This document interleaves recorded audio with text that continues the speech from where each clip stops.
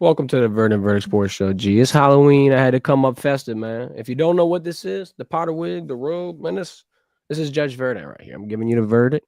You know the drill. We got some nice LSU news for you today, G. What the hell are you doing today for the holiday, man? Covering a high school football game. I like it. I like it. We have the gavel, man. We got everything ready. I got picks. I'm about to sweep G today. We're gonna go 3-0. He's not gonna be happy about it, but hey, winners win, G, right? That's what we that's our motto on the stream. So I'm gonna have to live up to the bill today. I can't lie. I'm a little nervous, but hey, I think I got some things up my sleeve. I don't know if you prepared for me this week. What's your take on that? I'm a winner, man. I mean, I don't know what it feel like to be with a losing record and things like that. Hmm? I just know how to win. I just know I keep stacking days, stacking weeks. Yeah. Well, let's see what you do this week. I got about two curveballs I'm gonna throw at you, but other than that, this is probably the biggest curveball this morning. Me coming up here in this powder wig. Everybody gonna be like, "What the hell? The hell's this? It's Halloween, bro. Y'all wanna dress up for Halloween? Come on, man. Y'all can't make me feel stupid out here, bro. Come on, IG. Why you ain't wearing no costume, bro? What happened to that? Why you not dressing up for school, man? Nah, if I'm going to dress up, I want to knock it out the park. I Oh, bro, want this ain't knocking it out the park. I want to knock it out the park. I want to wear something that's going to be like I want to be over the top with it. So if I Okay. can't be over the top with it, I'd rather not dress up at all. All right. Go big or go home. I appreciate it.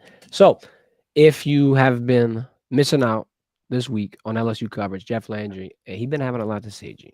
He been having a lot to say. Sometimes I feel like it's a little bit controversial. Sometimes I think it makes his job look a lot more difficult than it needs to be. Some people have their own opinions on it, but I think he's wild and G. And I am going to go and back up a couple of my comments. So obviously Thursday night, Scott Woodward separates from LSU. And look, they're going to double down and say, this is mutual. We both agreed on it. And a lot of people have questions. So the first question would be the thing we brought up Monday, the fact that Scott Woodward is responsible for Jimbo Fisher and the Ed Orgeron buyout and Brian Kelly's buyout. Now, however, though, if you kind of zoom out a little bit, look at the whole impact he's had on the athletic department. I believe it's 6 national championships under his tenure, 2 with baseball, 1 with gym, 1 with basketball. They got some track and field ones as well.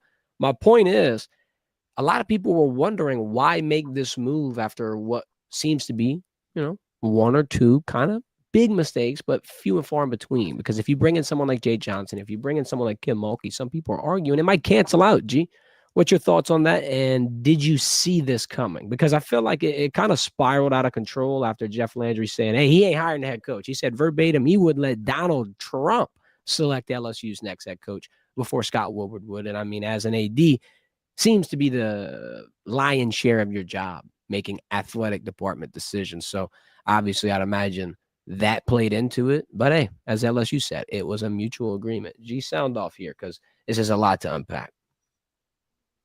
Jeff Landry sounds like an absolute clown with the things he said in that press conference, with him standing on LSU's campus advocating for a statue for Charlie Kirk. It's just getting worse and worse. Somebody need to have a conversation with him. Somebody close to him, his PR person, and take it from off in front of the camera, bro. I mean, you killing yourself. You're burying yourself. As it Yeah. pertains to Scott Woodward, very surprised. Very surprised. I think Scott Woodward has done an excellent job since he's been the AD. You just alluded to him having 6 national championships under his belt, bringing in Jay Johnson, bringing in Kim Mulkey. Regardless of what people want to say, and if you want to admit it or not, hiring Brian Kelly wasn't a bad hire. I'll go back to what I've been saying all along. I didn't think they should have hired Brian Kelly. I thought they should have went a different route, but Mhm. I didn't look at that hire as what is Scott Woodward thinking about. Why would he hire Brian Kelly? I understood why he hired Brian Kelly, even though I didn't agree with it, and it just didn't work out. The only thing that you can really hang your hat on when it comes to Scott Woodward and what he did in his tenure as the AD is the buyout money part. The buyout money with Ed Orgeron, the buyout money with Brian Kelly, and then they even holding what he did with Jimbo Fisher at Texas A&M. They holding that against him as well. And so when you think about it from that perspective and a business perspective, I think that's what this came down to. And I also think it's some things behind the scenes that we probably don't know about, that probably Jeff Landry and some of these guys on the board had a problem with Scott Woodward.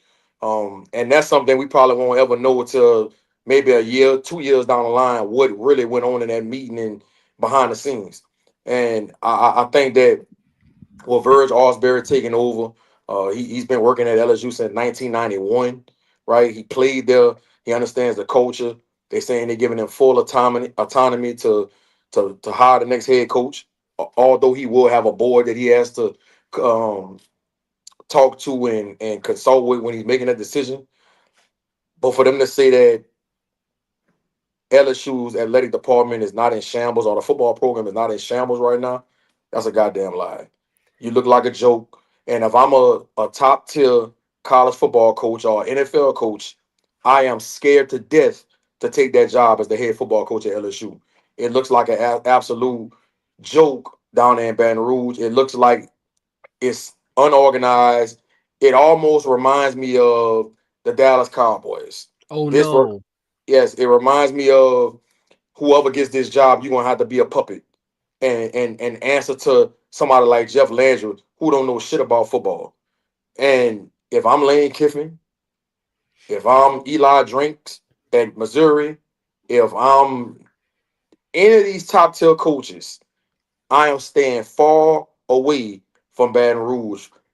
When you pay attention to what's going on and the whole grand scheme of what's going on down there in Baton Rouge, bro, it just looked like a shit show.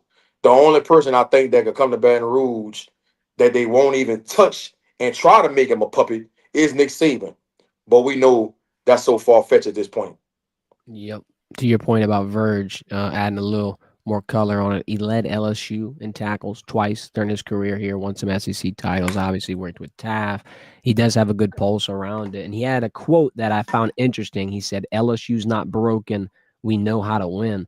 And to a point, I agree. But right now, with the state of affairs, it kind of seems like it, it's, I don't want to say it's like a fire you're trying to put out and not let spread. But when you got comments like Jeff Landry saying, we want an incentivized contract, that's dangerous. Now, at a fundamental level, I agree with that. I agree with the fact that a coach should not be 100% guaranteed. I would like them to win and be able to get rewarded. But we're not living in a perfect world, my guy. You know what I mean? You're going to be the only school offering that contract, and you're going to be putting those contracts up next to people who are 100% guaranteed. You can't be the only one. You can't be the first. You can't try to sit here and change it. Like, I get what you're saying at face value. However, you're putting LSU at a disadvantage. And then Verge also doubles down, and he was saying that they're going to do whatever they can to get the best college football coach. So in my eyes, Jeff Landry sitting here calling for something, and the Board of Supervisors is already going against it. So this is one tiny incident in 7 days where Jeff Landry has called for something. It hasn't happened, and now we're going to wait to see the fallout. Because to your point, if this is similar to Jerry Jones, I mean, bro, every single move you make, there will be some type of criticism. And it doesn't matter if it's raising ticket prices. It doesn't matter if it's paying a coach. It doesn't matter if it's bringing a live animal on the field, G. There's going to be a lot of areas where he's going to put his 2 cents in, and the 2 cents might not be worth 2, but he'll sit there and continue to give it. It'll be interesting to see who really like bends the knee and ignores all this to be able to inevitably be the LSU head coach. Here's my worry, G. I've talked to a couple of people about this off camera, and I want to pick your brain about it. I think this is what happens. If y'all had to sit me down and say, Jacob, tell me who the next head coach is, I would say, unfortunately, 1, it's hard to say. 2, I think they're going to go after Lane Kiffin, get left high and dry. I don't think he's going to wind up coming. I think he stays in Oxford. I think LSU puts all the chips in, gets burnt, and at the last second has to go find a guy that might not be the biggest and, the best draw you could have had. It'll be similar to when Ed Orgeron wound up getting the job after 8 games of the interim head coach. Your first option's gone. Your second option picks a different job, and then now you're left with Mr. Ed, which obviously turned into a legendary career and it didn't end the way you wanted it to end. But I guess my point is I think that LSU doesn't know right now who the guy is, and their top 3 names are probably not even going to be on that list whenever it's all said and done. I don't think Lanning's leaving. I don't think Lane's leaving. I think they could be in a bind. And then I want to even double down and talk about John Summerall. Dog, look at last night. Halftime, UTSA had 300 total yards. Over with. 300 total yards, 30 points at half. They take an L. And I just don't see that being a realistic possibility. So I don't know what direction you go in now, because there's not only are you going to have a tough time negotiating in general with some of the top coaches, but now add on the fact that your governor is in the mix. Now add on the fact that you don't have a stable athletic department. You're about to finally announce your president after 6 months on Tuesday. Why is everything just not stable? I mean, I The get it. guy Look, from McNeese is supposed to be the front runner for the president, huh? I'm not sure. I know they have 3 options. They had, I think it's two men and then one female. I think those are their Yeah, I options. I think don't one know of their them is names. the guy from McNeese. They everybody been talking about. He's supposed to be the front runner. I forgot his name. Yeah, I'm just go out on a limb though. I think Jeff Landry went a little too far here and kind of created a distraction to the point where, bro, you got him talking on Pat McAfee's show. Pat McAfee is as big as it gets. It's national. You're all over ESPN. There's a million TVs with that show on, and we got our representative of the state kind of just making not necessarily light of the situation, but here the main takeaway I got from his problems was he didn't want Louisiana to be responsible for paying the buyout through taxpayer dollars. And they had athletic department representatives today at LSU hold a press conference at 8 o'clock. You can go look at it at the LSU Sports YouTube channel. They said that the Louisiana taxpayers never have and never will be responsible for paying for a head coach. So look, the worry, like, all right, cool, we don't want our citizens to pay through tax dollars. They're saying it's only coming through athletic department revenue and private donors. If that's the case, why is he even getting involved? I mean, I don't get this whole entire situation, G. How do you think it plays out? Do you think this turns into LSU having a real tough time convincing people? And if you had to try to throw a long shot on who you think's getting the job, who is it right now? Because I thought it would be Lane, and I got to get off the Lane train right now. This seems like too much headache. Whoever gets this job, I think is going to be somebody that nobody's talking about at this point. Yep. That's how it's going to end up shaping out because I don't know if people seen or heard what Urban Meyer had to say. Urban Meyer was appalled by the things that Jeff Landry had to say and how they got rid of Brian Kelly and them talking. This was like before they actually announced that they was firing Scott Woodward, but the rumors were starting that they was probably getting rid of him. The things that Urban Meyer said, you could tell, like, why would a coach want to come coach at LSU right now? Mm-hmm. With all this turmoil and controversy that y'all have going on, a top tier coach would be stupid to want to come coach at LSU. Especially if y'all talking about putting metrics on a contract, which means if you give me a $60 million contract, maybe $20 million of it guaranteed, and I gotta prove that I'm worth the rest of it by winning a certain amount of games or making it to the playoff or whatever the case may be. Man, ain't no top tier coach about to take no job like that, bro. That's Nah, not you the don't need that's not to. the that's not the life. That's not the times we are living in when you talk about college sports. Nope. Anybody that takes that job is going to be somebody that's in the third tier when you start talking about coaches in the country. And this goes back to my rant and my take about Frank Wilson. And this is making my point even more why I think that's the direction they need to go in to be the next head coach. You saw Matt Flynn, you saw Jacob Heston really giving him his flowers on their show about how he's doing an excellent job since taking over with the interim tag. Inviting all the former LSU players back. And look, I get it, bro. It takes more than that to be the head coach of a school like LSU. That's just scratching the surface, right? How he handled himself in that press conference, phenomenal, right? If you had to give him a grade for that, A+. A+100. But it's a results based business, and he has to still go out there and win games, which I think LSU will have a good opportunity and a great chance to win the rest of the games this year. And the reason why I say that, because talking to these players in that building, they are galvanized. They are they are a very tight knit group, bro. Frank is doing a good job of doing team bonding things with them. They're having real transparent conversations about what's going on for the rest of this season and the near future. I think sometimes the truth could hurt, but I think sometimes people respect the truth more than bullshit. And one Okay. thing Frank is doing right now, he ain't giving you no bullshit. He's telling you exactly what it is. And I can tell you, I've had 5+ players tell me this. He's told some players some things they didn't want to hear. I can respect that. That's why I think you need him in that seat, bro, because he knows what it takes to build up championship program. He understands these kids. He understands the seriousness behind having real relationships in that building. You heard what some of the people said. Man, Brian Kelly couldn't even remember some of the kids' names. Couldn't remember some kids' numbers. The names that happened on a press conference a couple of times. Like, bro, he would blatantly call them a wrong name. I Like, I mean, should say, bro, Frank knows who Ashton Stamp's grandmother is. dog. You Yeah, know, I'm just giving you a clear indication on how in tune he is with his players and the team. I think they got to give Frank a serious consideration only if he finishes the season off the right way.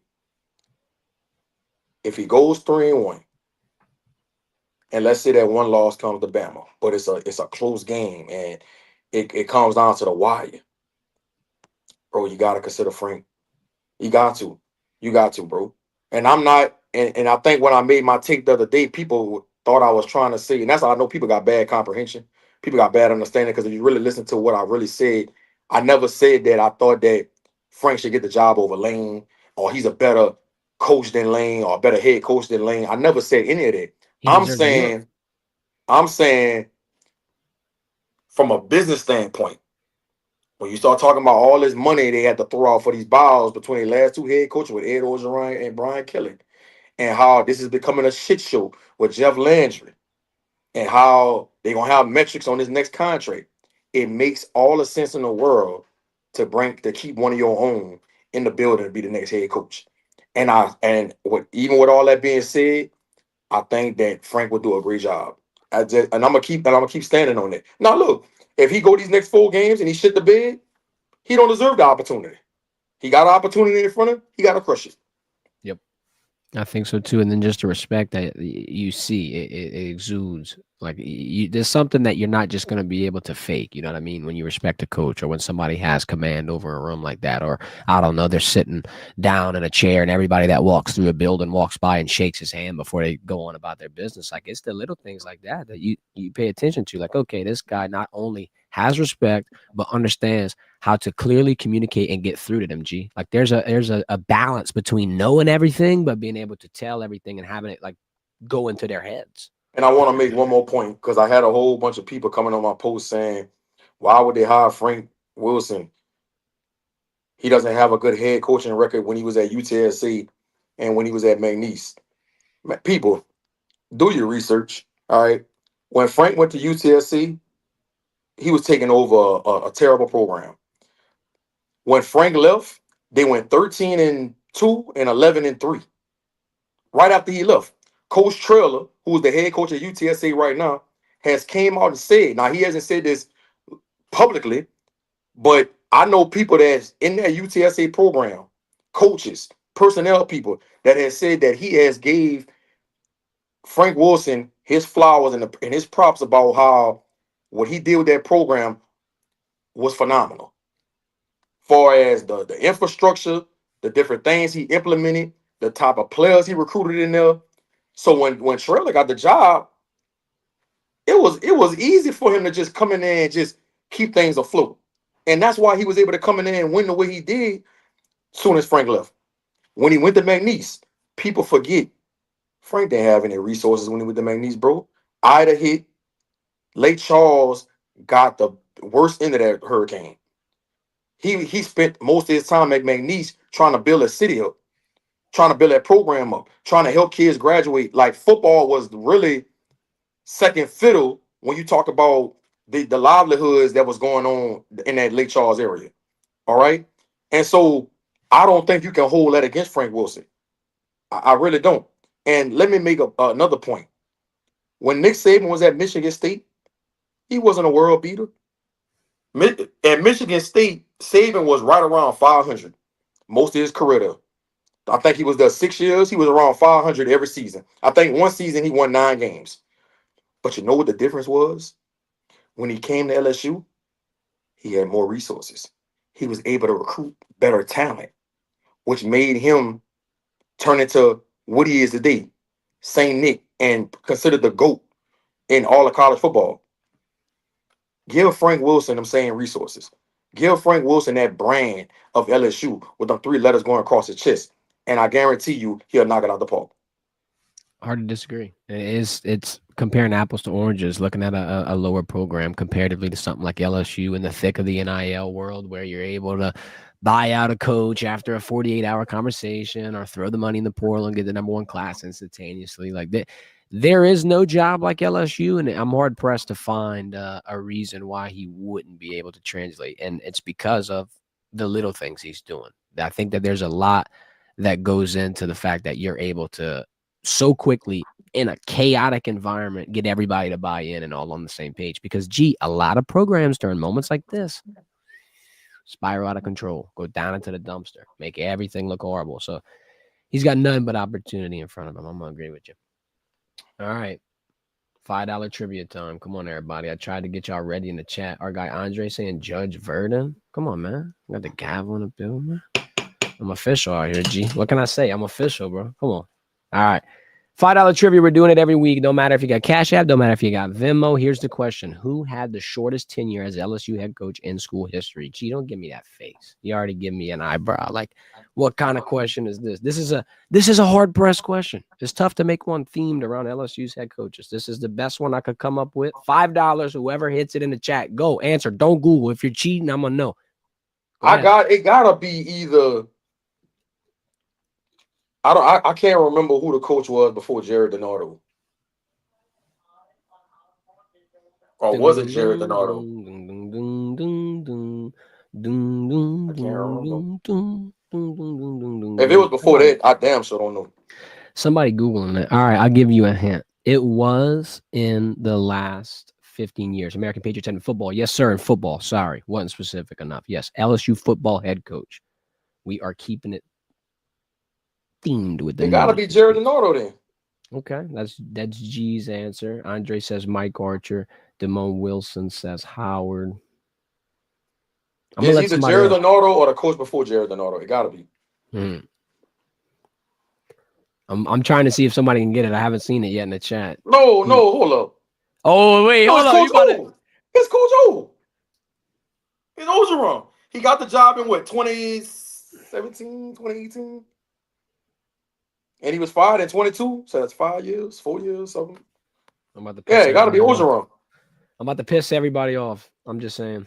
I'm giving y'all one more second to. I haven't heard the answer yet. I would have stopped. I don't want to roll it over in the next week and piss everybody off, but I think I might have to. Tell me when to call it, G. 30 more seconds, you think? Nah. This is enough time. It's over with? Yeah. All right. I'm sorry, everybody. This is probably a shitty question. It's my second one, so everybody give me a breather. It's 2 people. They're both tied. One day, Brad Davis and Hal Hunter were both interim after coaches left. Ed Orgeron left. Oh, man. Interim don't count.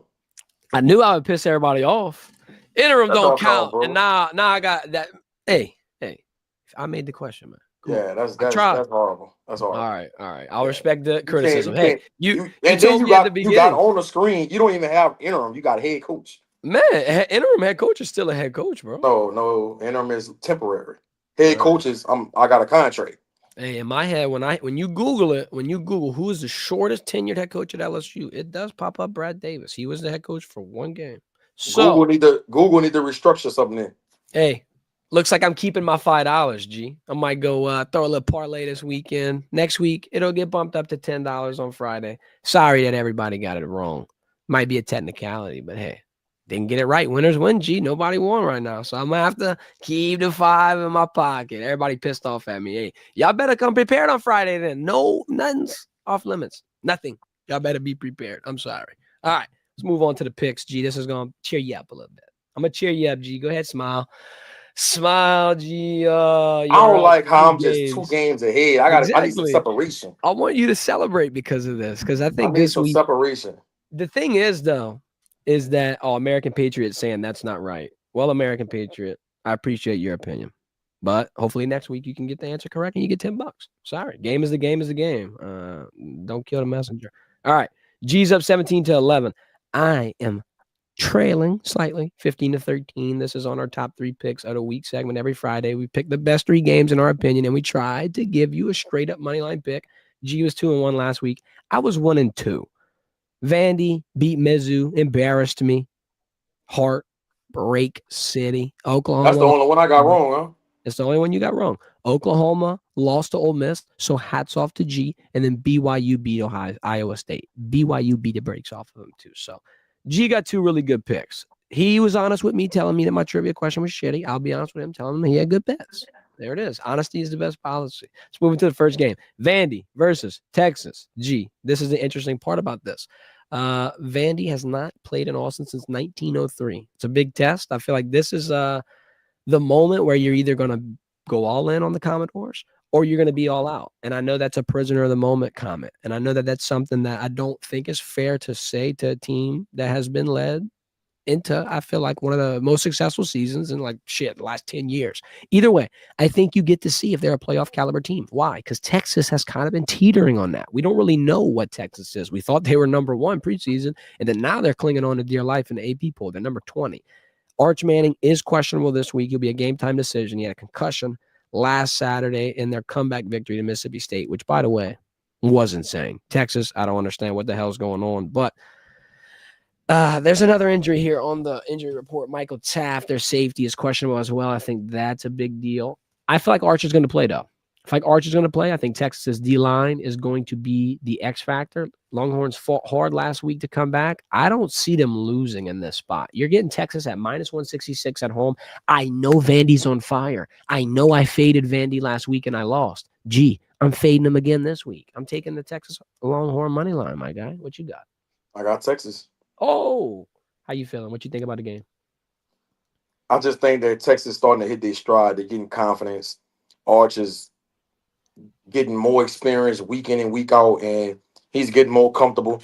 I still think Texas has a really, really good defense, and I think they keep Pavia under control. I like Colin Simmons, man. Every time I watch a Colin I like Simmons Anthony game, Hill. it hurts me to watch Colin. And I'm not trying to say I don't want him to succeed. Obviously, I love to see people succeed and hit their potential, but it just hurts because he should be in that purple and gold, man. Every now and then I see it, and it just hits me the right way in the stomach. David Mulugeta. Had tip.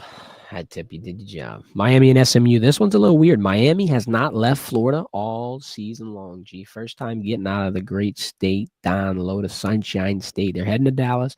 SMU's got a nice defensive front. They got 25 sacks. They also have 12 interceptions as a unit, which I find interesting. But here is a weird stat that doesn't fit the narrative of that.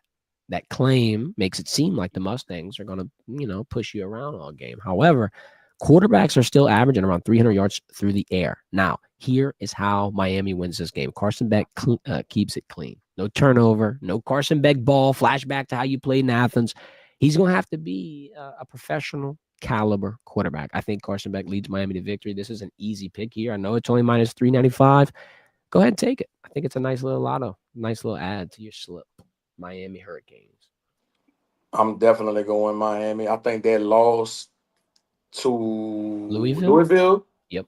And how bad Carson Beck played, I think that was a blessing in disguise for him. And I think they win the rest of their games and get to the college playoff and start hitting their stride. So I'm going to go with Miami in this game against SMU. Even though I do like SMU quarterback Kevin Jennings, he's a really good player. Yeah, I think this is a good little, like I said, with last game being a test for Vandy or Texas. This is another one of those like college football playoff type vibes because both teams are capable. SMU is a sleeper in the ACC. I think that it could be a nice matchup here. You can get a little glimpse into two of the nice powerhouses in that conference. All right, this is the toughest game.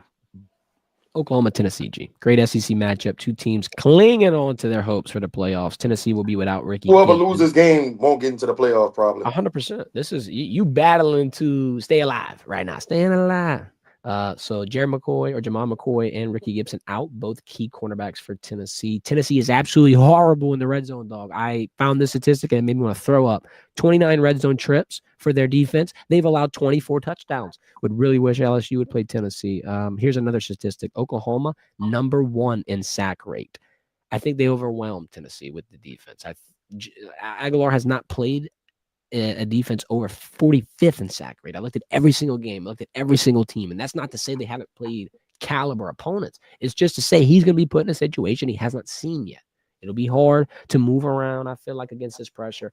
I got Oklahoma plus 124, baby. I know we're in nailing. I know Tennessee's on fire. I know Aguilar is a sleeper. I think people are doubting Mateer. And I get why. Me and you had this conversation, and G, look, I'll be honest with you again one more time. You were right in terms of why John Mateer shouldn't play. Now, obviously, Oklahoma is in a do or die situation. They always want to be able to put their best team out there, and they had to roll him out there probably for the sense of not regretting at the end of the year. Now, was that the right decision? Hindsight's 2020. The answer is obviously no, because they roll him out against Texas and he looks horrible. And then he's had another few games under his belt where it just hasn't been the same. He finally got a little bit better against Ole Miss. Like, you saw the glimpses that you should have been seeing for the last few weeks. But I think this week he finally gets healthy. And I think you can ride the John Mateer train to a W. I like Oklahoma, bro. They was right there in that game against Ole Miss. Trinidad Chambers just made more plays. Keywan Lacey had some third down conversions where you was like, bro, how did he even get out of that tackle? So they could have very well won that game. I think they learned from that. And Aguilar, yeah, he's a good quarterback for Tennessee, but he is no Trinidad Chambers. So I think Oklahoma defense overwhelms him. I think Oklahoma runs the ball, and I think John Mateer gets back on track. So we got the same picks. We got Oklahoma, we got Miami, and then we got Texas. Yep. Verdict is in, man. Let's sweep the board, baby. Come on. Last time we all were on the same page, we swept the board. So I think it's a good luck charm every single time. Every single time. Let's get in the chat real quick before we hop out of here. We're going to pick it up. Oh, man. Everybody's reacting. Everybody's got 2 cents. Look at this one. We're going to get Billy Napier. Look at this one. Go offer Dabo Sweeney that bag they're talking about. Somebody reacted to it. Hell no. I love the chat, man. I love the chat. I think this is the best part of the stream. You get Frank, one thing's for sure, you're going to recruit. Damn straight. I think that's and he gonna get some top tier assistant coaches. 100%. I feel like if you don't hire Frank, you still have to keep him on the staff no matter what. Yeah, I think he untouchable. Have to be. Regardless who get the job. I agree. American Patriot in the chat saying Tennessee wins. All right. Well, we getting a little fade already. Hey, here's what it is. We'll see Saturday. We got some nice games. Got a bye week. Don't have to sit there and hustle. Get to watch college game day. Put the feet up on the couch. Come on, G. You gonna trick or treat tonight? What's the deal? What's the move? What's the plans? Nah, man, I'm gonna be covering some high school football. Oh, yeah. I forgot. You gotta wear a Nostradamus costume. We should have got you the crystal ball, little cape. Come on, man. We lacking. We gotta plan that better next year. It'll be all right. Appreciate everybody for watching. Hope y'all enjoy my costume. Hope y'all enjoy the stream. Hope you enjoy your Halloween. LSU head coaching search still ongoing. We'll be back Monday at 1:00 to cover it. Appreciate your time, G. Y'all have a good one.